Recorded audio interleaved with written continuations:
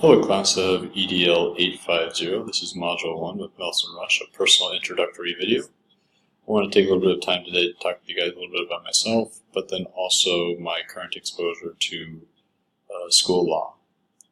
So first off, some personal demographics. I come from the state of Arizona. I'm a certified secondary education teacher in science, and I have my master's in special education. I've worked as a teacher in Arizona for 5 years, working with science and also special ed together, mostly at-risk Title I schools. I really enjoy working with this population. I find it fulfilling, and also it's a great experience that I could take later on with me professionally.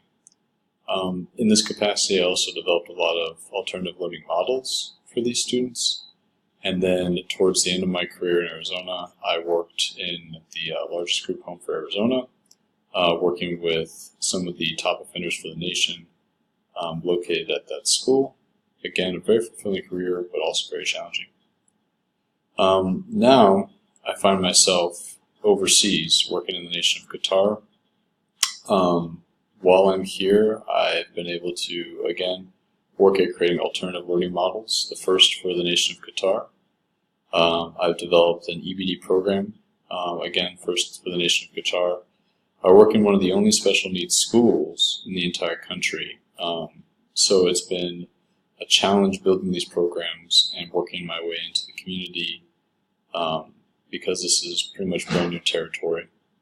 My current capacity at the school is a dean of students for the middle school level, working with an administrative team and student affairs team.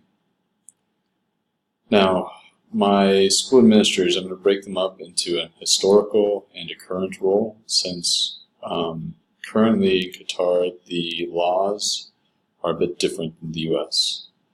Historically, I've seen good school administrators demonstrate their school knowledge when they're able to, involve themselves in consistent communication and negotiation with different policymakers and program developers. I was really impressed by my last principal. He has a great capacity to do that, and his understanding of law for the state of Arizona was really critical in getting partnerships and help for students. These administrators were really articulate, well-versed in not only student but faculty and special education, curriculum, facility, and community legislature. Sometimes it seemed like they knew most of the ins and outs to get the job done for students. One of the biggest qualities in demonstrating their knowledge is how personal they were. One of the greatest things I saw my principal do was he would go out of his way to make sure that not only students were receiving special needs services that the school required and that the state required, but also he would go out of his way to make sure that they were receiving services that would transition the students home, the students could take into the community. Here, since the laws are different, the school itself follows an American model of education and curriculum. However, there are Qatar laws that we also have to balance. So we're balancing two sets. The American curriculum standards aren't as impactful and meaningful as the Qatari ones are, but we still hold ourselves to a high standard following American education and follow these. So what I've been able to see my administrators do is, again, demonstrate the knowledge by balancing the international school focus with the American one. Oftentimes you might even have two conflicting policies, but these people have been able to actually reconcile both in many regards. They're effective. So they're engaged in negotiations with international deals for facility needs or personnel contracts, resource procurement. It can get really dicey trying to get even things like maybe textbooks in, but these people are able to use their knowledge to negotiate those boundaries. And really helpful is administrators here are engaged. They work with companies and families and the government.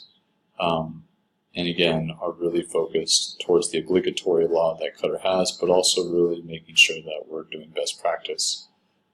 So for example, IEPs, we follow American model, we use IEPs for special needs students. However, those aren't legally binding in the nation of Qatar. So we hold ourselves to that. We make sure that every employee here is following those IEPs, and the families are able to use them, that they would be in full compliance back in the States, but we're not regulated to. So some personal knowledge that I have of school law. I understand the special needs side really well. I've worked with it for so long. The laws and the functions and the formalities. I built many IEPs and I've ensured all sorts of compliance. I think like many other teachers, I follow the standard legality that goes with things like FERPA, OSHA, IDEA. I have a strong use of guidance with individual school and district policies, especially back in my state. But I would admit that I have little knowledge or interaction with overall federal laws. That's not yet my capacity. So my proposed plan to improve the current school law knowledge. I intend to research practical applications for laws that would be back in my home state, and really look at the current capacity at which they might be used here in Qatar. I want to build a greater network of individuals. I think a good leader makes a good team, and kind of distributes a lot of what they need and gets a lot of knowledge back from those team members.